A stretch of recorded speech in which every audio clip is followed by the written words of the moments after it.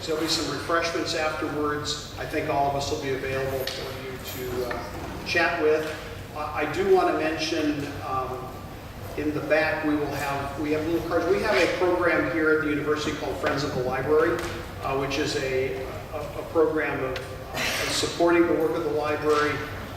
Membership to join for a year is anywhere from $25 a year to several hundred thousand, depending on how generous you are. But basically, $25 a year, and one of the things the Friends of the Library does, we fund several scholarships every year for students, and a lot of this money, membership dues money and events we have, goes towards funding these scholarships. So I do want to encourage as many of you who might be inclined to go ahead and join.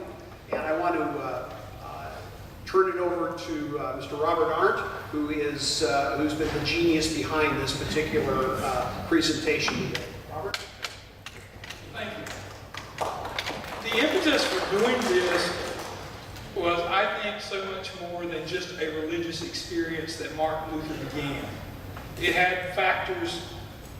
His influence reached into so many different facets of life after the Reformation. It reached into the history, into the religious thought, into social thought, even into educational thought. So I began this program as something for my Lutheran Church and thought, you know, the university as a whole needs to hear this information, because Luther did have an impact on intellectual life. And as part of that, my wife, while she was here at one of her classes, mentioned that we're doing a section on Martin Luther. I think it was in one of the education classes. And one of her colleagues, one of her fellow students, mentioned to her, she said, you know that Martin Luther? He was a rowdy little man. And that probably fit his description better than anyone. And today, we have three presenters. First off will be Dr. Robert Brown, who is about to do Roger again. Yeah. Who is a professor of history here.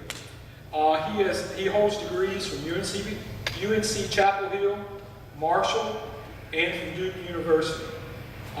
He has also been the North Carolina Board of Governors Award for Teaching Excellence. He has won it. And he's also received 2 other outstanding teaching awards from here at UNCP. Next up will be Dr. David Nickel. He has a bachelor's degree from Yale and a master's of divinity from Methodist Theological School and a PhD in religious studies from Duke. He's also an ordained United Methodist elder in the United Methodist Church and currently serving as a pastor. He is also a winner of the UNCP Board of Governors Award for Teaching Excellence. So he'll be talking about the theological applications. And finally, our last presenter will be Dean Dennis Swanson. He holds a doctorate from Southern Baptist Theological Seminary and also a Master of Divinity degree. And he'll be talking about various Bible translations that descended from Luther's original biblical translation. So without any further ado, I'll turn it over to Dr. Brown. And if you have questions, you can either ask them after each session or hold them to the end. Thank you.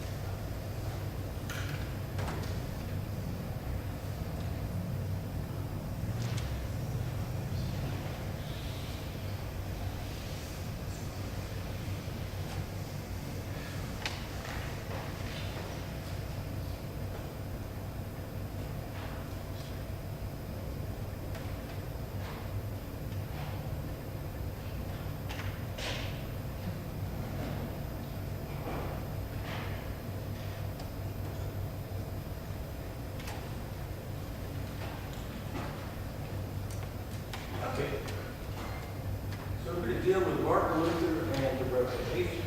I'm going to do a brief overview of this letter. And that way, in it's going to sort of give David a place to fit in, and then, so let me see what it is. Okay, so let's start with an historical question. Can everybody hear me, or do I have to use this thing? Use the mic. Use the mic? Yeah, I have a couple people here in the back seat that can barely hear you. Thank you. Okay, we're going to start with a historical question. And my question is, and again, I have to see this thing. Yeah. My question is, how does Martin Luther, he's aged 33, he's a monk, he's a priest, he's a university professor in a small and obscure German town of Wittenberg, set off the Protestant Reformation.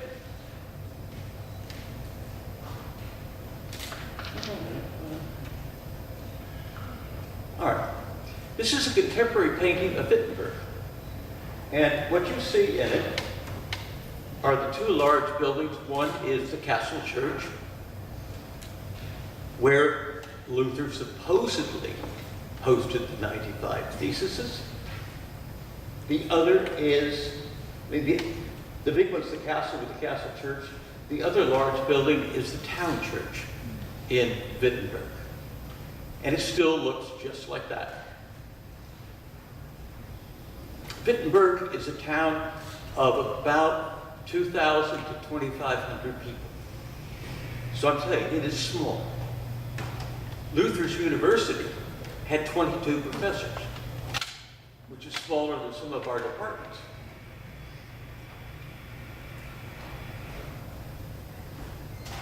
Okay, historical context. One big historical context is the crisis of the late medieval Catholic Church. And I'll do really briefly. One is what we call the Babylonian captivity of the church. This is when the church, the Pope is moved from Rome to Avignon, and the church is under the guidance, I would say politely, of the French king. And there is a great papal palace in Avignon. The second is the Great Schism. First, we have two popes, one in Avignon and one in Rome. Then we have three. Now, for good Catholic, what's the problem here? There's a big problem. What does the Pope and the Church claim to hold? The keys to the gates of heaven. Suppose you listen to the wrong Pope. And finally, the Council of Constance, it was called to deal with the Great Schism. It gets rid of the three popes, replaces it with one. It's supposed to reform the church, and it doesn't do it. And in fact, they invite a reformer, a man named John Hus, who I think we're going to mention, to the Council of Constance to explain his ideas. They arrest him, put him on trial for heresy, and burn him at the stake. Well,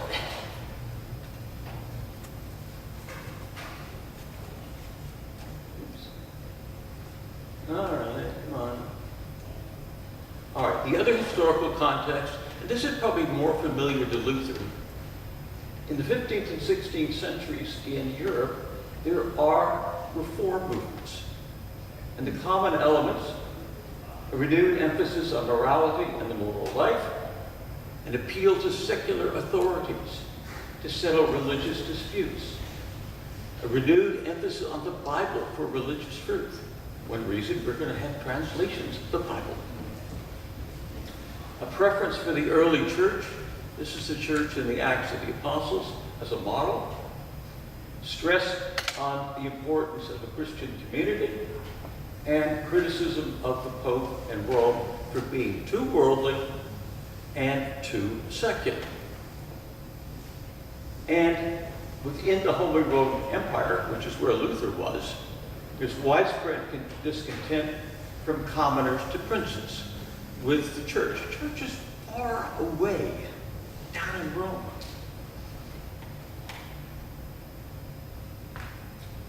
Okay, early life of Martin Luther. He's born in Islanden, the son of an ambitious and prosperous mining entrepreneur. Now, some people say he's a miner. He's much more than that.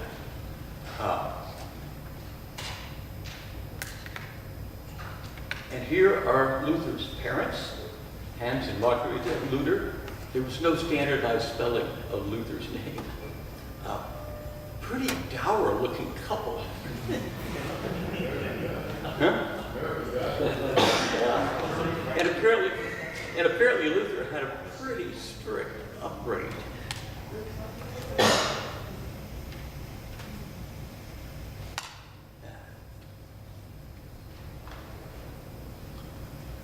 Come on.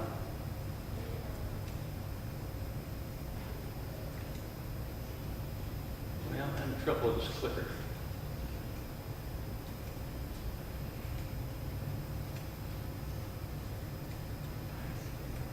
Okay, here we go. Obviously, his daddy had money because he's sent to the University of Erfurt, where he earns a BA and an MA. Luther's father wants him to be a lawyer. But Luther suffers from major spiritual distress. He's caught in a thunderstorm in July of 1505. He falls off his donkey. Fear in death and damnation, he cries out, "Saint Anne, help me, I'll become a monk." Saint Anne is the patron saint of miners.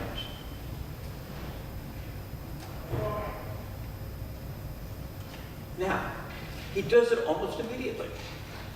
He enters the Augustinian order. It's a pretty severe order. He's a zealous monk. And this is a quote from Luther. "If ever a monk got to heaven by monkery, I would have made it. All my brothers in the monastery will testify that, had I gone on with it, I would have killed myself with vigils, prayers, readings, and other works." The important word here is works. Because in the Catholic tradition, salvation is earned through good works. Luther obtained no spiritual peace from everything that he did. "Though I lived as a monk without reproach, I felt that I was a sinner before God with an extremely disturbed conscience. I could not believe he was placated by my deeds, my works. I did not love. Yes, I hated the righteous God who punishes sinners, and secretly I was angry with God." So, Luther perceives this void between what he does and by what God demands. Constant fear of damnation.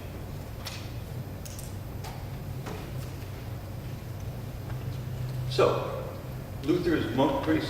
He's professor of Holy Scripture in Wittenberg. He lectures on the Bible, lectures on Paul's letters to the Romans, and in the course of preparing his lecture, he comes across this passage, Romans 1:17, "He through faith is righteous shall live." Luther's response, "Here I felt that I was altogether born again and entered paradise itself through open gates." He's born again. He's formulated the doctrine of salvation by faith. Now, just about the time that Luther has done this, there is, in the neighborhood of Wittenberg, an indulgence seller named John Tetzel. And apparently he was a very good indulgence seller. So here's Tetzel on his donkey. He's got his indulgences in his hand. And here come the peasants with their coins to drop them in the basket. And of course, for those who don't know what an indulgence is, this was you could buy a remission of sin. So it's a great fundraiser for the church. And on this contemporary document, there's a little jingle, and it goes, Sobald de Gilden in Beckenklink and Hoy de Sila in Himmel spring. As soon as the coin in the basket brings, the soul into heaven springs. Yes, Luther is horrified. I mean, he's just solved his spiritual crisis. And what's this guy doing? Give me a few coins, and you can go to heaven.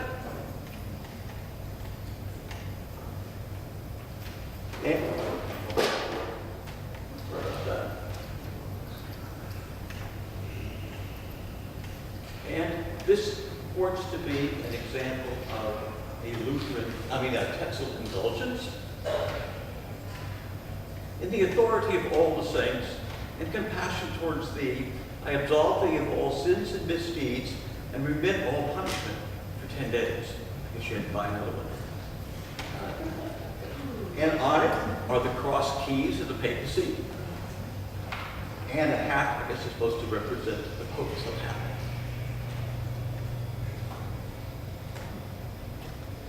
So it's in response to this that Luther posts the 95 Theses on the door of the Castle Church in Wittenberg, hoping to provoke a disputation on the sale of indulgences.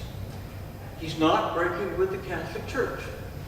He just wants the Church to talk about this issue. And whether he actually posted them or not is a subject for debate. We don't have any eyewitness accounts. Now, this is the door. These are bronze doors. They're done in the 19th century. But they have 95 theses inscribed on them.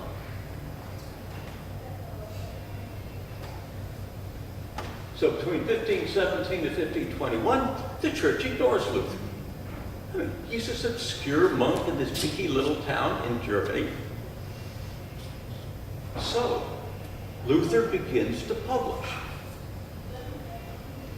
publishes significant pamphlets and begins to lay out the basics of his theology, which David's going to talk about. And important to note here, what has been invented about 60 years before Luther's day? The printing press. And without the printing press to disseminate the 95 Theses, Luther's pamphlets, Luther's sermons, the Reformation probably wouldn't have happened.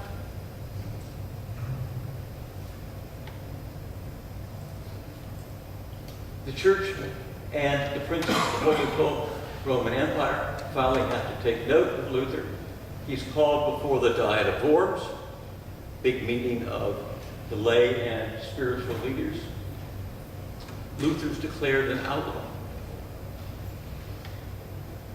So he's protected by Frederick the Wise. Here's the secular ruler intervening, and it's hidden in the Wartburg Castle. And this is the Wartburg. It's in the former East Germany. So my wife and I didn't see it until about 1991. But he's hidden here. He's dressed in civilian clothes. He lets his hair grow out. He grows a beard. And he's called Younger George or something like that. Now, it's why he's in the Wartburg. This is Luther's study.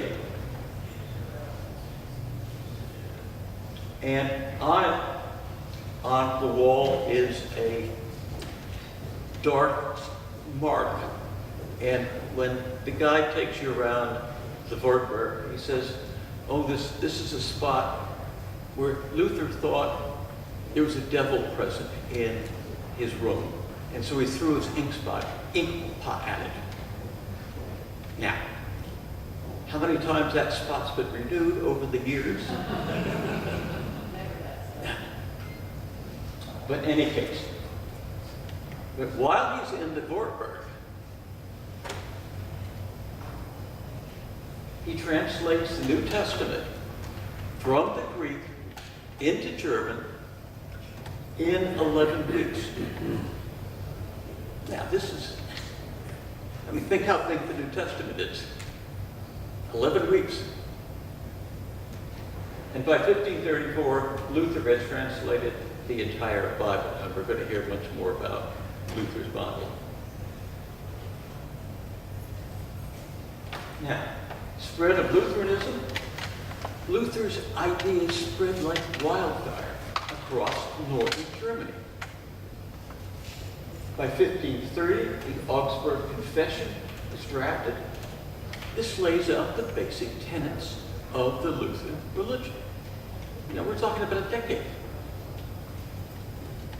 And important also is the town church in Wittenberg, called the Mother Church of the Reformation. And here we can see it overlooking the town square. In this church was said the first church service in German. They celebrated the first communion in German. And the parishioners got the elements of communion both in bread and in wine. It's also in this church that Martin Luther is married. More about that in a second. His children are baptized in this church. So this is why we call it the Mother Church of the Reformation. Yes, Luther has been excommunicated, of course.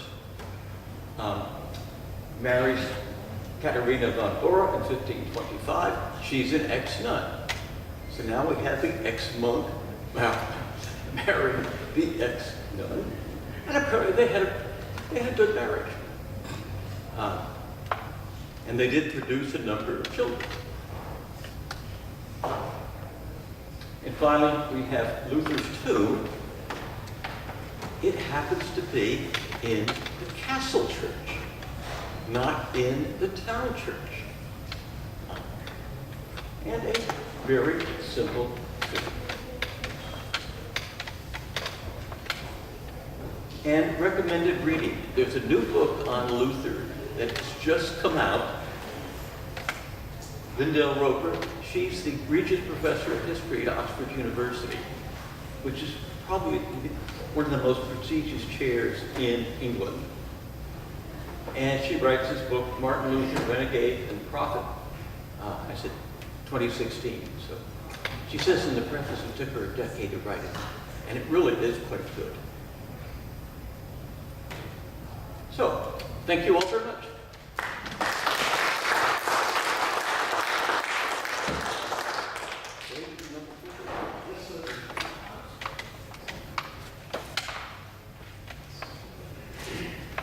Well, let's get it set up. Do feel free to ask questions, make comments as I go along. I'll roam around. If I get too quiet, let me know, and I'll retreat to the microphone.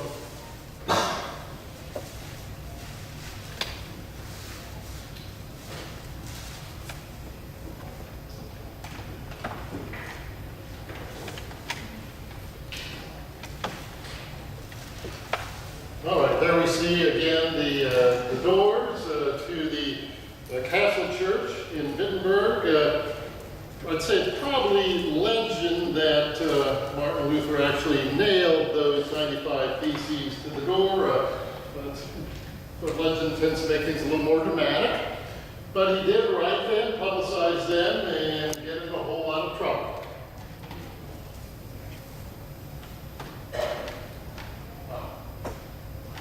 Salvation by faith alone, the battle cry of the Protestant Reformation. Heard a little from Professor Brown about the spiritual struggles, the crises that Luther went to, and he finally found release, found peace with this doctrine of salvation by faith alone. I italicize the word alone because, as suggested already, he was very influenced by St. Paul, right? Who wrote about justification by faith apart from works of the law. Only thing was, Paul didn't actually write in Greek alone, but Luther, in translating his Bible, did put the German word alone in there. So whether he was changing or, as he said, just fulfilling the meaning of Paul, you can decide. And what was the authority of the Protestant Reformation? Scripture alone, sola scriptura in Latin. We can go back to that diet of worms and Greek word, the Latin word for council, diet, and then worms. If you want to remember, just think about eating worms, right? And remember that historic council where Luther was called before the church hierarchy and the Holy Roman Emperor and asked to take back, to recant the nasty things he was saying about the church. And Luther did not do that. Now he had a writ of safe passage, a piece of paper that said no matter what the council decides about him, even if they condemn him to death, he will be able to safely return to his home, right, and be under the protection of the federal. On the other hand, you heard that earlier reference to John Huss. He also was tried for heresy and was found guilty. He had a writ of safe passage. They took him out and burned him at the stake, probably along with that writ of safe passage. So it did take some courage for Martin Luther to stand before this council and say, unless you can convince me by plain reason and scripture, I will take back nothing. It took a lot of courage. There's the scripture that he translated, a copy of that. What about interpreting the Bible? Well, clearly, as he stood before this council, Luther was taking authority to interpret the Bible for himself, right? As an individual. And in doing this, he's bucking tradition. He's bucking his religious community.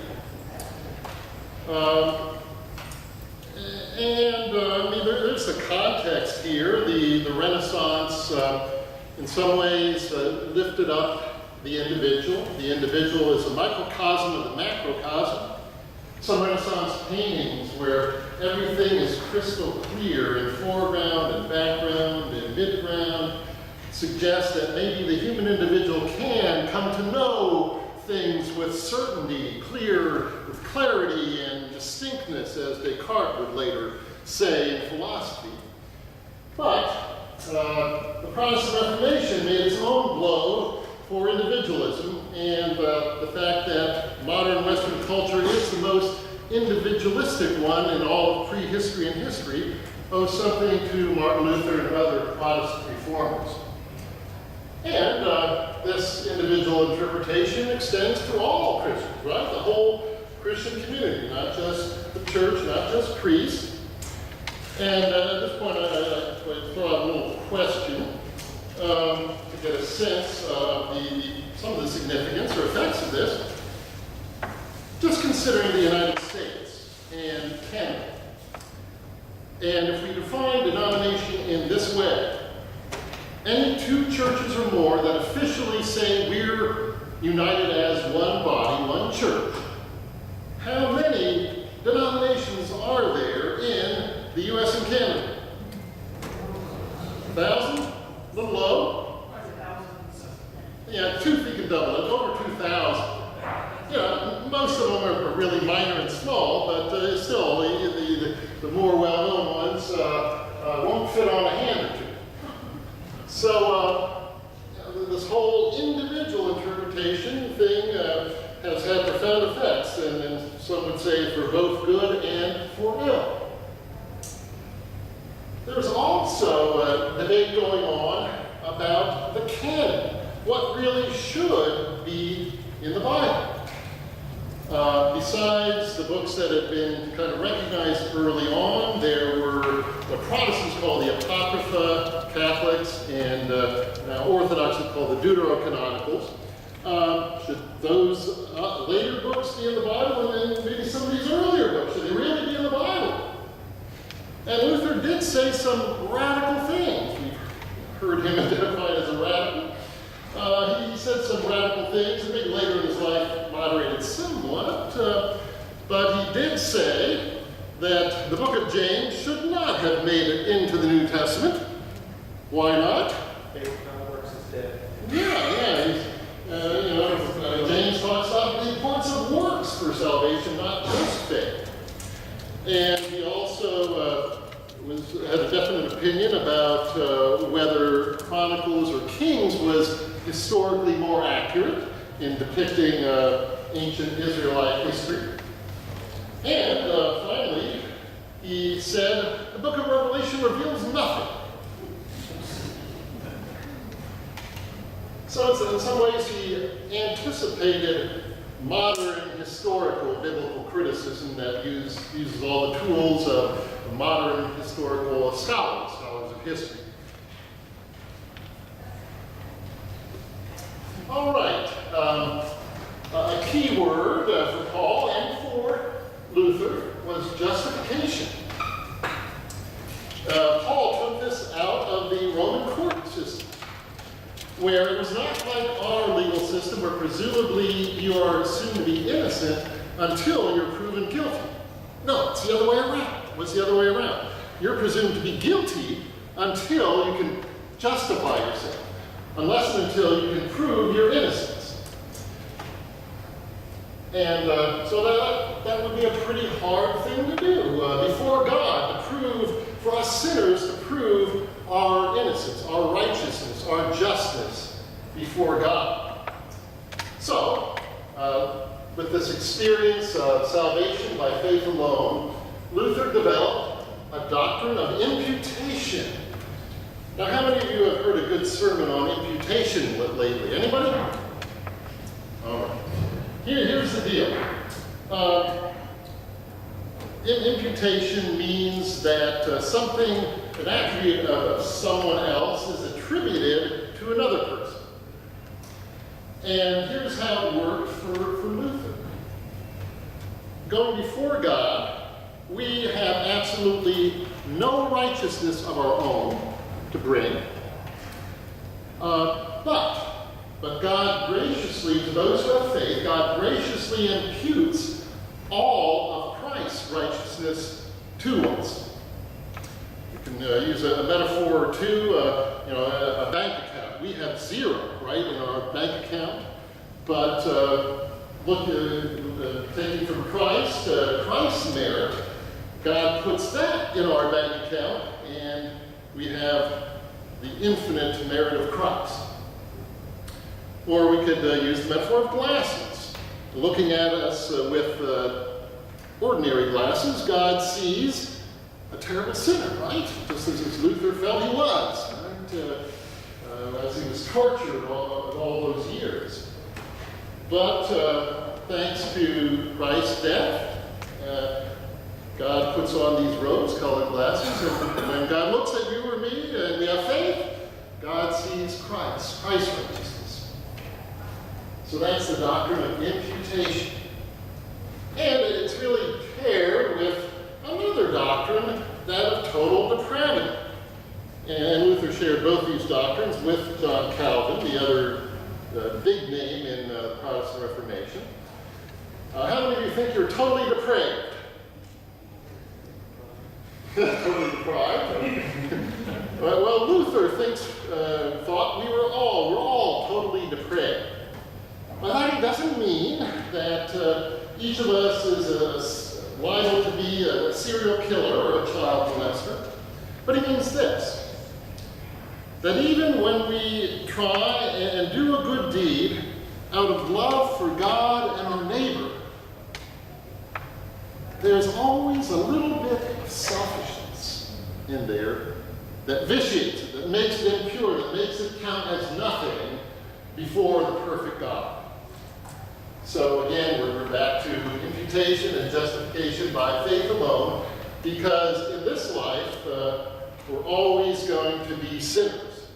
And a famous phrase of Luther is simultaneously saved but a sinner. Saved and sinful at the same time. What about sanctification? What does sanctification mean? Anyone? Made holy. Exactly. Made holy. Sanctus, holy, literally set apart for God, to be made holy. Holy in our living. Well, Luther did believe, at least to a degree, in sanctification. God's grace frees us to love one another, especially in terms of individual relationships. He wrote a treatise that talked about how we're freed from the law. We're no longer subject to the law, right? And we're freed from death and Satan, the powers of evil and sin, all that. But at the same time, we're not subject to that anymore. We're subject to everyone because we have an obligation to love everyone we encounter. So we're free to love, but that basically applies to the church, the kingdom of God, the kingdom of heaven, our personal relationships. When it comes to society, Luther thinks pretty much society is heading to hell in a handbasket. Okay? We have the kingdom of this world, which has to be ruled by the sword. There's a lot of evil people out there, and we need the sword. This kind of relates to what some might say is Luther's darkest moment. A lot of the peasants warmed up to Luther's message of protest. And they were protesting not only the greed of the church, but the greed of the nobility, the greed of the budding bourgeoisie as they were taking common land and all that bad stuff. So Luther was very sympathetic to their pleas, their cries, until some of them got a little bit violent and took up their pitchforks and their knives. And then the armies or militias with their guns and cannons and swords came and slaughtered a whole bunch of people, which Luther was gung-ho about that. The sword needs to fell those who would dare to rebel. Finally, even though Luther did see spiritual growth as a real possibility in our individual relationships, he was fairly pessimistic about how close we could really get to the goal. Much more pessimistic than Calvin, for example. Calvin really believed that human society could get awfully close to the kingdom of God. That's why he founded that theocracy in Geneva. A mathematical metaphor, we could get asymptotically close to that kingdom of God. Never make it quite in this life, but Calvin thought we could get close. But Luther was much more taken by our sinfulness, and so he did say, at one point, you're going to sin anyway, so sin boldly. Sin boldly. Make the best choice you can, right? Try to be as loving as you can, but you're gonna blow it sometimes, so sin boldly.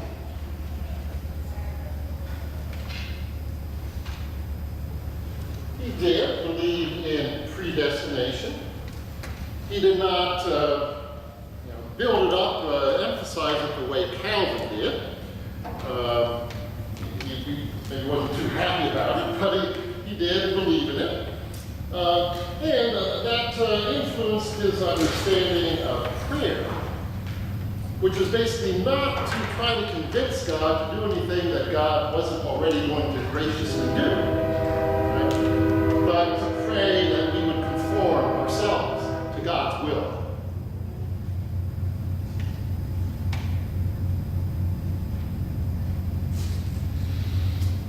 All right, his theology of the sacraments. He had two criteria for whether something should be considered a sacrifice. Does anyone guess or know what those were? No, the two standards of criteria. Okay, whether Jesus commands it in the Bible, and Is there a sign how? yeah, there has to be the sign, the ritual object, in order to make it a sacrament. So as we probably, at least all Protestants know, to make it baptism and Holy Communion. Luther really had a hard time on penance. He thought penance was really important, not just praying to God yourself, which you should do, but that we Christians can confess to one another and forgive one another. And Jesus commanded us to do that, right? But there wasn't that ritual object or sign, so just two maybe.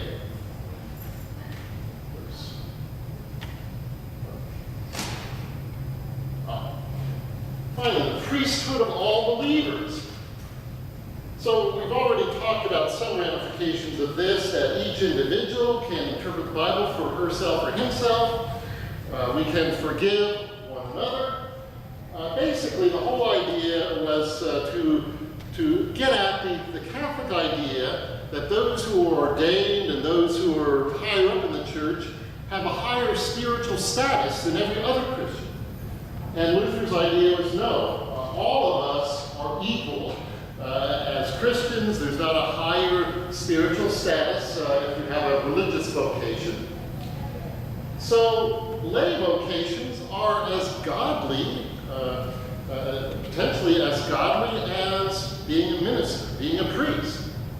So the butcher, the baker, the candlestick maker, that can be an equally valid calling from God as to be a minister or a professor of theology. The monasteries go by the wayside, right? And as Chris Brown said, monks and nuns get to marry each other now. You get to have families and then have the same kind of responsibilities outside the church per se as other people.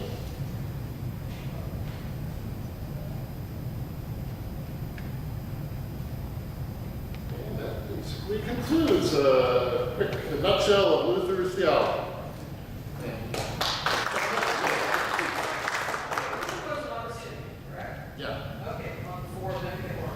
Okay. Now, listening to his life series before, it sounds to me like he was actually, Yes, he was. I mean, to the point where it's considered sin by the Catholic Church. To be hyper-scrupulous is a fault. Yeah. Do you feel like that maybe he wasn't doing well in the monastery because he was even within the order was a fanatic? Well, he kind of let the quote that we saw up there. The other monks recognized that he was zealous, and maybe overzealous. I mean, you can, if you're going to analyze him psychologically, as Eric Erickson did in a famous book, maybe there was a bit of some neurosis there. Paul Tillich, who was Lutheran, and I consider the greatest theologian of the 20th century, talked about each age, has kind of its angle on ultimate concern. What makes our lives ultimately meaningful? And he talked about each period has a primary existential threat to the meaning of our lives.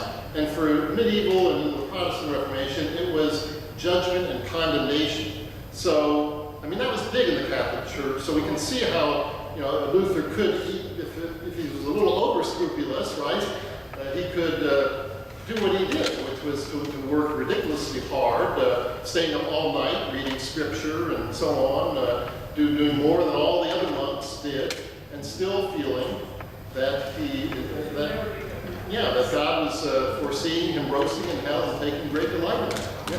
Little Welsh artwork areas, artist Yeah. lives. Yes. But Bosch was able to get across the depths of sinfulness, the fear of condemnation that people felt. Yeah, I have a question. Yes. Actually, it's a clarification of the symbol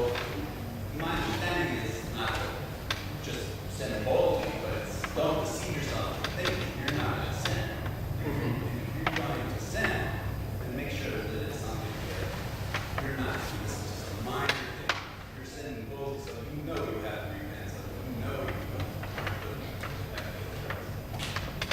Yeah, that makes some sense, right? Yeah. we didn't that way. If you're going to sin both. Yeah, it's funny about it. Yeah, when So it's not self-deception or self-righteous. right. Oh, right. Yeah, he certainly, we need to confess, so we need to do our best to recognize when we do sin.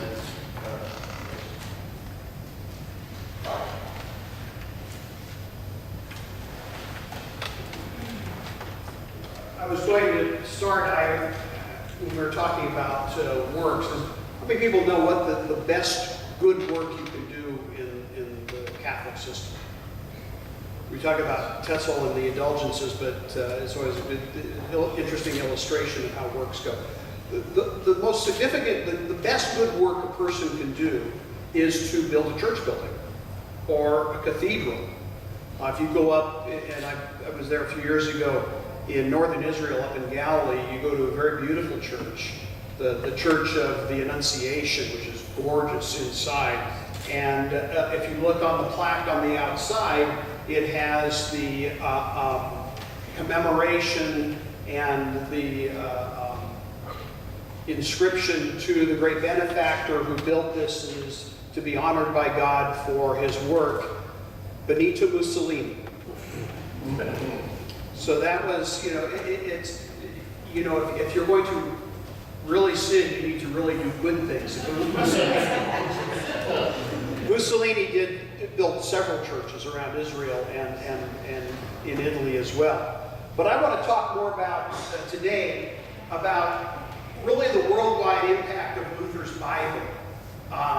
The Reformation starts something, and Luther's translation of the Bible into German is maybe the most significant thing he does. In the English-speaking world today, just today, 160,000 Bibles are bought or given to people every day. The average American household has 9 copies of the Bible. There are over 350 different English translations, editions, or study Bibles currently in print. And they really, all of that today goes back to a single focal point in many ways to Luther's Bible of 1521 to 1534.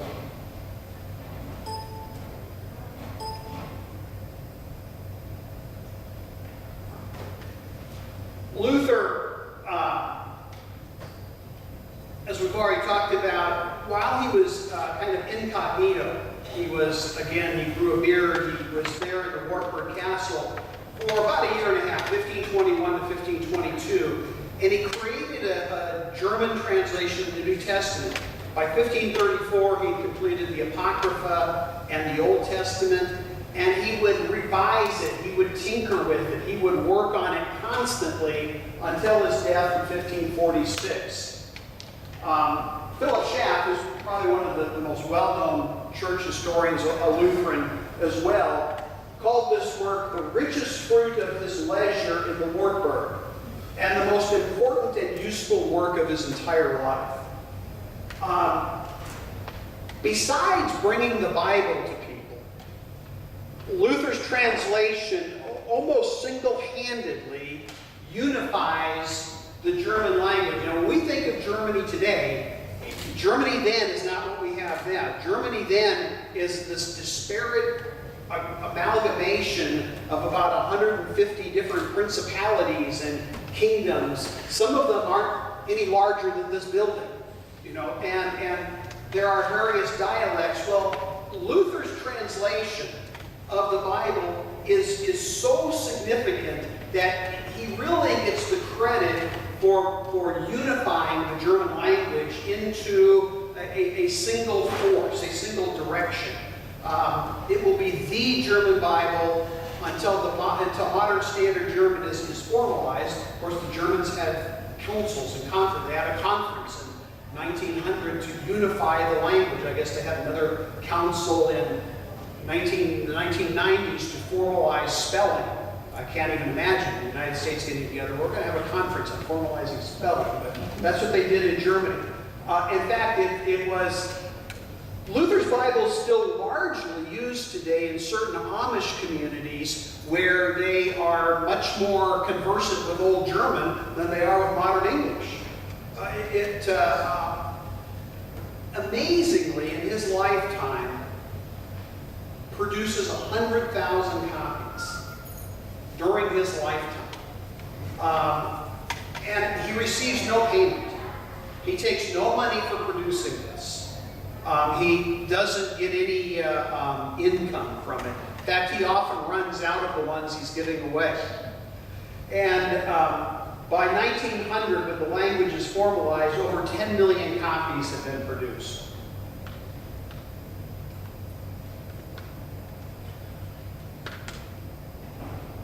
I went backwards. There we go. Why does Luther succeed? What makes his translation? What makes his work what it is? You say translate, we take one language to another language, how boring, why does it work? Well, Luther bucked the system in many ways, and he bucked the educational system. Education in this era is in Latin. Lectures are given in Latin. Writers are writing in Latin. It is Latin that dominates not only in Germany but in England, as we see. In fact, in this country, I believe in Yale and Harvard and a few other Ivy League schools, commencement addresses were given in Latin up and through the middle of the 19th century. So you go, imagine going to your commencement address and some learned scholar gets up and begins to speak in Latin for the next 45 minutes. That's what we were doing. And Luther wrote this. He said, "One who would talk German does not ask the Latin how he should do it. He must ask the mother in the home, the children on the streets, the common man in the marketplace, and know carefully how they talk. Then translate accordingly. They will then understand what is said to them because it is German." And so he's not, and there's a couple of quotes where he takes the Latin, when Christ says, "Ex abundantia cordis ad portar," which is the Latin for out of the abundance of the heart opens the mouth, it flows the words. And he has a couple of different ways. So he's not going to render it, he says, as the papists do here, which is basically just a word-for-word, straight-across translation. What he does is he gives a more, would regular Germans understand such things? He says, no, of course not. The mother in the home and the plain man would say something that's a little bit more flowing. Luther often went into war. He wore a beard. He was carried a sword. He had a cloak. And he would just sit and listen to how the townspeople talked, observe how they spoke in everyday language, in everyday life. And he translated accordingly. And as he did that, that's what really gave Luther's German translation its power, its influence, because everyone could understand it. People could read it, they could understand it. One writer said this, commenting, a Catholic writer about 50 years after Luther, he said, "Luther's New Testament was so much multiplied and spread by printers that even tailors and shoemakers, yea, even women and ignorant persons who accepted this view, this new Lutheran gospel, and could read a little German, studied it with the greatest avidity as to the fountain of all truth. Some committed it to memory and carried it about in their bosom. In a few months, such people deemed themselves so learned that they were not ashamed to dispute about faith and the gospel, not only with Catholic laymen, but with even priests and monks and doctors of divinity." That's the influence that Luther has with his Bible. He does, as Dr. Nickel pointed out, in one place notably, the translation of Romans 3:28, justified by faith alone, he allowed his theology to occasionally influence his translation, adding the word alone, which doesn't appear in the Greek language, doesn't appear in the original work. Now, while all this is going on, meanwhile in England, prior to 1523, there had been exactly one notable translation of the Bible into English, and that was John Wycliffe in the 1300s. And basically, he translated the New Testament from Latin into English, the early English of that day, and wasn't very good. But he gets a lot of credit because he was first. But then between 1523, about a year or two after Luther puts out the New Testament, and in the midst of him creating the totality of the Bible, in England, between 1523 and 1611, there would be 6 major translations of the Bible. Tyndale, Coverdale, the Matthew's Bible, the Great Bible, which was King Henry VIII's pet project, the Geneva Bible, which is in Calvin's Geneva, although it was done in English for the English community there, the Bishop's Bible, which was Elizabeth I's contribution to the cause, and then finally it culminates in the King James Version of 1611, the one that we're all familiar with. There was at this time in 1609, the Catholic Church begins to pick up the pace, and they produce a version in English finally, the Douay-Rheims version in 1609. Now there's several factors that led to this spurt of Bible production. English, like German, is dynamic at this time. From 1523 to 1611, we're going to go from late Middle English, we're going to blow through Elizabethan English, and plop ourselves into early modern English, all within less than 100 years. Remember that the empire is expanding, it's beginning. There's lots of new words, new vocabulary, new thinking. It's a very dynamic, and German is the same way. So there are other factors involved. There are political and religious interests involved, especially with Henry VIII and Elizabeth I. There were things going on. It's not dissimilar to what we have going on in the United States today. Who can tell me a person controls roughly 60% of all of the Bible translations currently in print in English? Do you know? I don't know if you knew that. Do you know who that would be? Rupert Murdoch. News Corp. Owns Zondervan Press, owns HarperCollins, owns Thomas Nelson. So 4 of the top 10 Bible translations that are produced, and all of the subsequent study versions and things that come out with those texts, are all controlled by companies he owns. 60% of the Bibles in the United States. I'm not big into conspiracies, but it's something, it's different than Luther's time when the church owned 100% of the market share.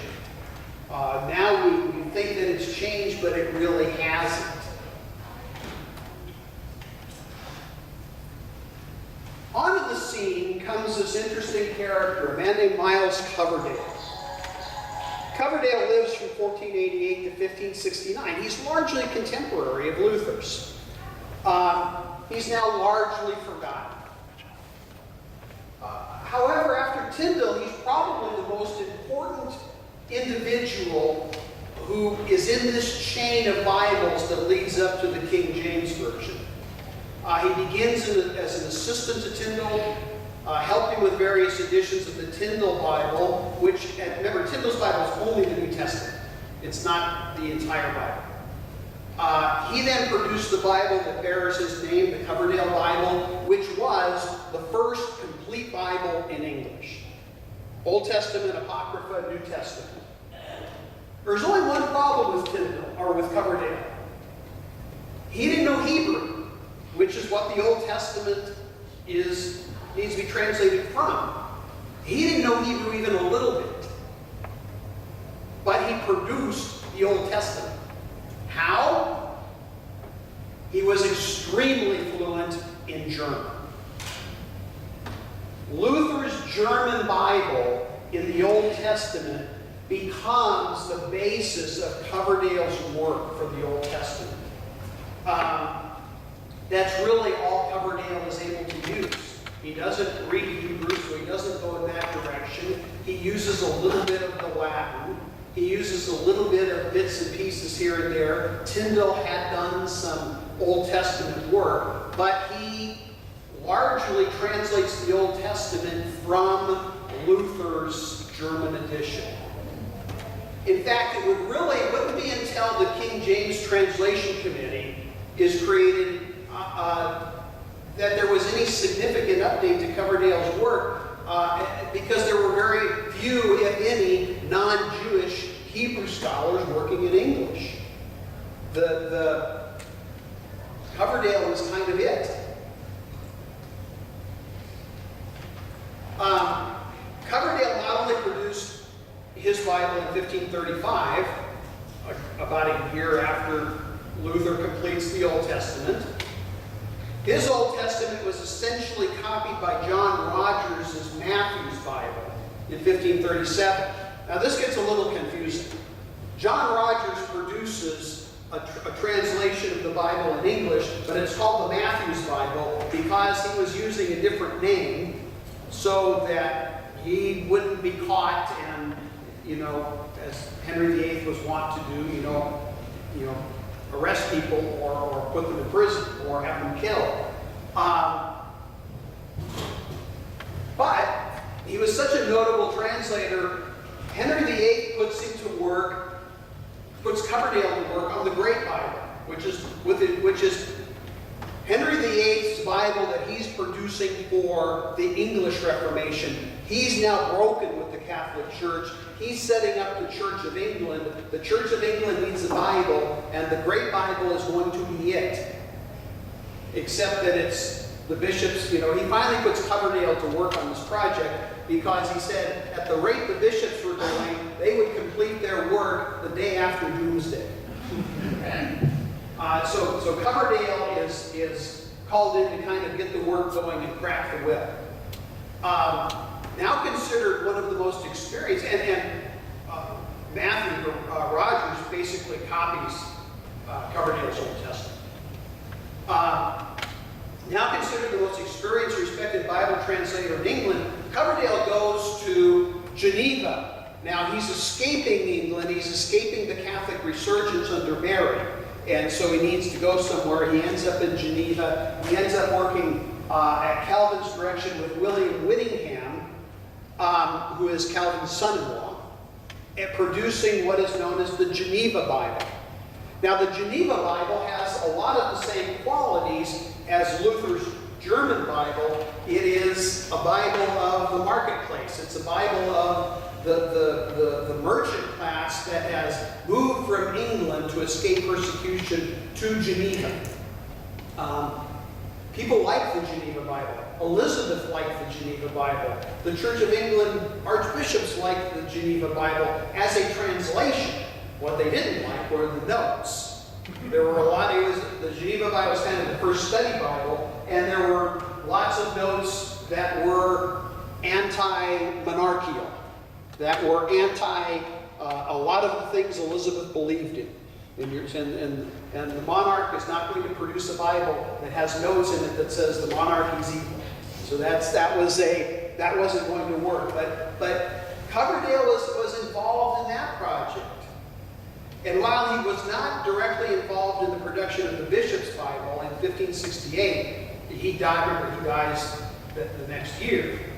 He had returned to England. He did know the project was underway, but the Bishop's Bible was produced, but the Old Testament translation in the Bishops was so inferior that there was a major revision in 1572, and Coverdale's Old Testament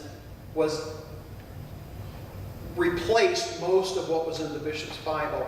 especially Coverdale's translation of the Psalms, which again he gets from Luther. You say, now how does Coverdale do this if he doesn't really, he's not a linguist like Tyndale was? Coverdale had this great musical ear, a lot like Luther. He maybe didn't translate word for word, he translated phrases.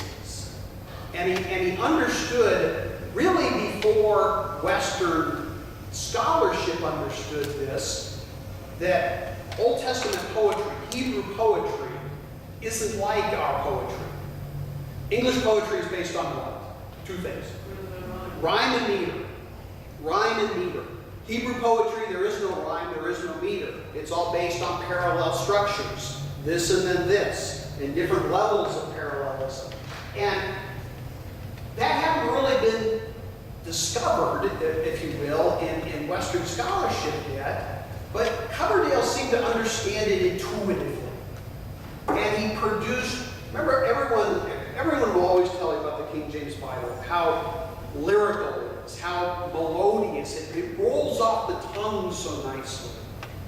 Well, that's the work of Luther, being translated into English by Coverdale, because they understood how people could hear and remember and understand things, the Bible or other things, if it is understandable. If the difference between good writers and bad writers. I mean, all of us who've had to read papers in class, we see those good students who write good papers, bad students who don't write good papers. They might write technically great papers, but they'll put you to sleep in 5 minutes, as you try to read them.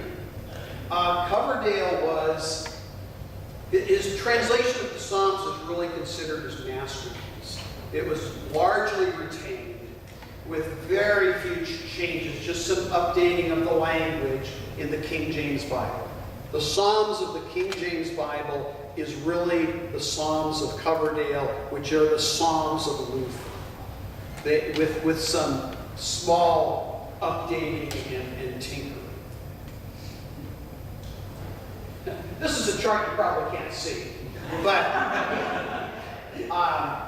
this is out of National Geographic from a few years ago, and I had a small part of it. But it basically, you have your Old and New Testament, your Greek and Hebrew Bibles, and how they are all going to this point, which is the King James Bible. Luther's right here, and so Luther is going to Tyndale. Luther is going to Coverdale. Coverdale is going to all of these, and they're all coming to be used by the King James Translation Committee. The first time, well, bishops is a long, we'll just say, to leave well enough alone, the King James Bible is the first time a large scholarly committee is put together to do the translation. All of these other ones, basically individuals, even Luther in 11 weeks is still just one guy. Tyndale is kind of one guy. Coverdale the same. The bishop's Bible a little bit different. The archbishop kind of introduces the system to us, but it really was still just kind of a one-man show. A few closing thoughts. Luther wasn't the father of the English Bible, but he was certainly a favorite of mine. Luther in German, and then through Coverdale in English, was responsible for the Bible being available in 2 of the 3 languages, English, German, and French, which dominated the early modern era. If you could speak English or German or French, you could pretty much do anything in the world. Those were the languages of the day. And English, and I think arguably English and German are the 2 most important, and more important than French in different parts of the world. Luther's Bible remained the most popular German translation for nearly 350 years. The King James Bible would be the most popular English translation for about the same length of time. And interestingly enough, the King James Bible today in America still holds 17% of the market share. It's a remarkable achievement. The question is,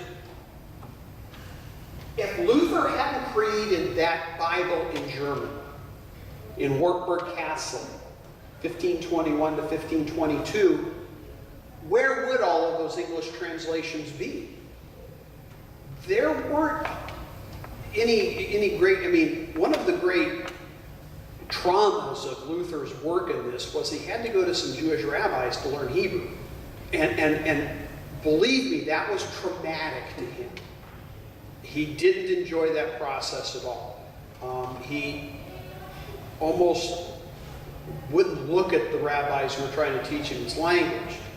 England wasn't much better during this time in terms of their view of the Jews, of the Hebrew language. Remember, they were Christ killers. They were the people who did all of these terrible things. This was a real problem. And so, where would the translation have come from? It would have probably come from somewhere. Right? The dynamics of the day would have forced it. But it was Luther who starts the ball rolling, really, and gives us what we have today. 160,000 Bibles in English a day being sold and disseminated. Thank you.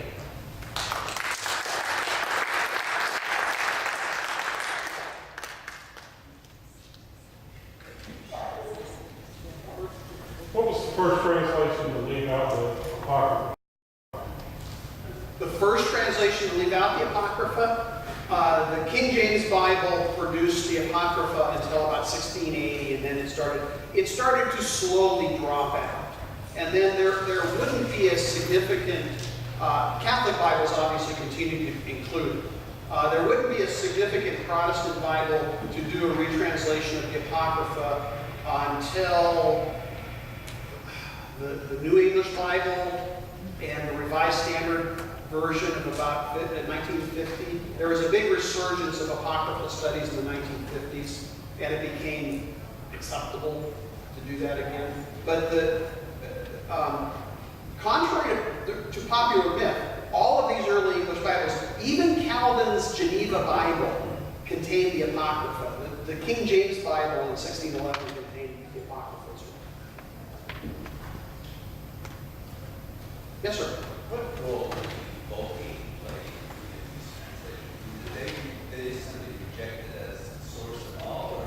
No, it was the Vulgate, the Latin translation, which is the Vulgate, vulgar, the common language of the people, the Latin language, which moved from a common vulgar language to the language of scholars. I'm not sure what that says about our profession, but who knows? But it was referred to. It was obviously used. It was used with great vigor, but it ceased, especially for the Protestant, for Luther and the Protestant, it ceased to be a primary document.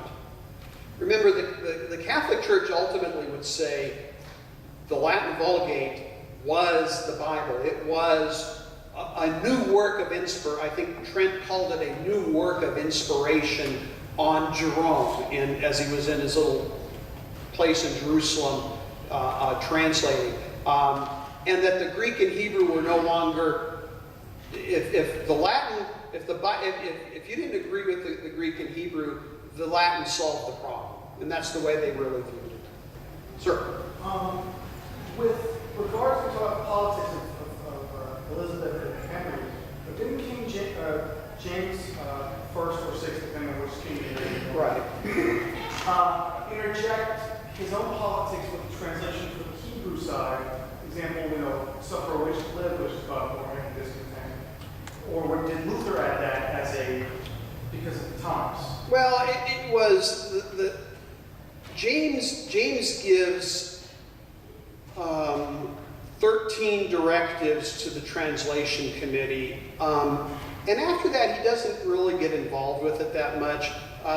The thing James didn't want were the notations. He said the notations are to be minimal and only to explain words or geographic locations and things like that. He didn't really, in terms of the final product, that wasn't as big a deal to him. That does go back to Luther a little bit, the Puritan tradition of that time, which was, gaining speed after, after James, especially when it got to America. Yes, sir. And I'm naive, but, excuse me, but King James holds about 17%, say, of the Bible. Sales today. Sales today. Well, how are people choosing which Bibles in the United States, in Canada, I guess? How are we choosing which Bibles to use, and how are those choices affecting the evolution of the direction, the doctrine of Christian faith in the United States? Is that That's a fair question. No, and my colleagues probably can speak to this as well. That's a question. Why are there so many Bible translations today? I mean, why is there a New English translation? Very simple, and this will be an answer. For instance, recently, the Southern Baptist printing company Lifeway, they created the Holman Standard, and they've changed the name of it. The Southern Baptist, large denomination of the country, they're in a conundrum. They have all of their Sunday school material, all of their published material. They have two choices. They can either use the King James Version, which is in the United States a public domain and therefore free, or they can pay royalties to one of the copyright, to Rupert Murdoch, or one of the other companies who hold the translation they wanted to use. So they take the third option, which is to use the people in their seminaries and come up with a new translation of the Bible, which then they can use, obviously, for free, because they own the copyright to it.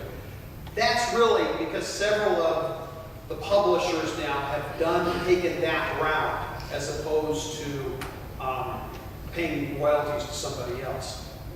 In terms of how people decide,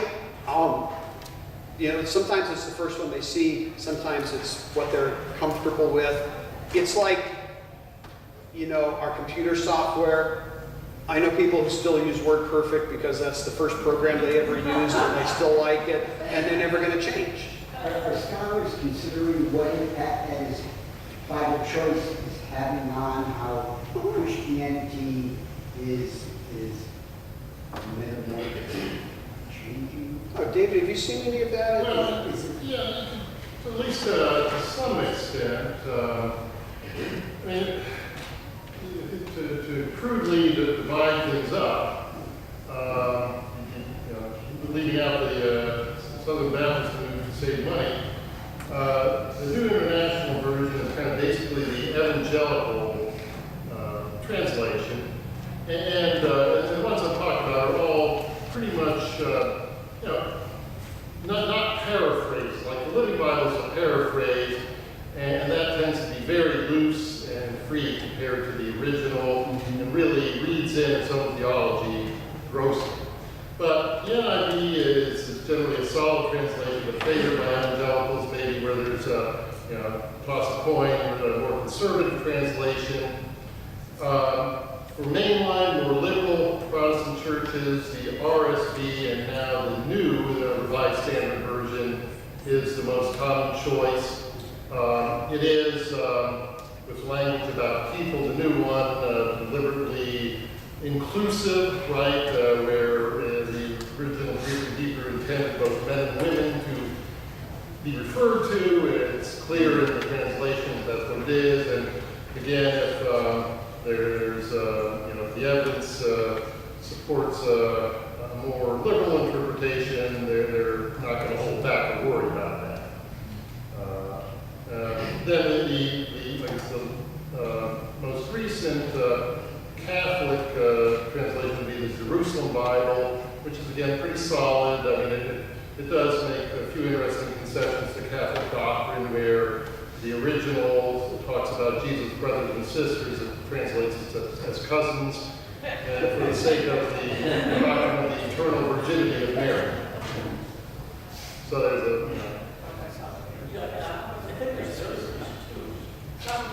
For example, my church, my wife and I are readers, and the Episcopal Church, has adopted the New Revised Standard. And so when we prepared to read, so we need to have the same book. That's going to be on the lectern. So that's another reason. May I ask another question historically? So we're talking about the Catholic Church in the time of Martin Luther. Did the Catholic Church essentially just kidnap Christianity as we read about in the beginning of the way in the New Testament, and they just took it over? Did the Catholic Church just take it? Yeah, I don't, again, I'm a naive person. Well, yeah, I'm talking about this in for religion class, but I mean, the break, the initial break was between the Eastern Orthodox and the Roman Catholic. So, and that took a long time to become official. They were separating early on for various reasons. So, so that's the first major division.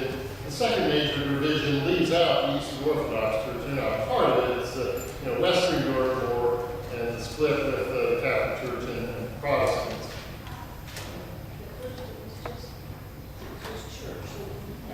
I didn't even know there was an Eastern Orthodox Church. Yeah, like Greek Orthodox, Russian Orthodox, and they split on a number of issues. And then formally, 1052, I guess, by the Western count, the Eastern that was when the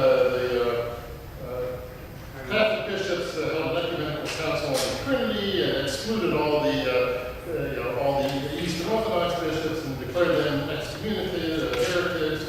The Eastern Orthodox Church didn't really say the split was final until Crusaders sacked Constantinople. That kind of struggle was That's kind of the divorce is not. Good, we probably need to, we can continue to converse all of this. Robert, did you have anything you wanted to say?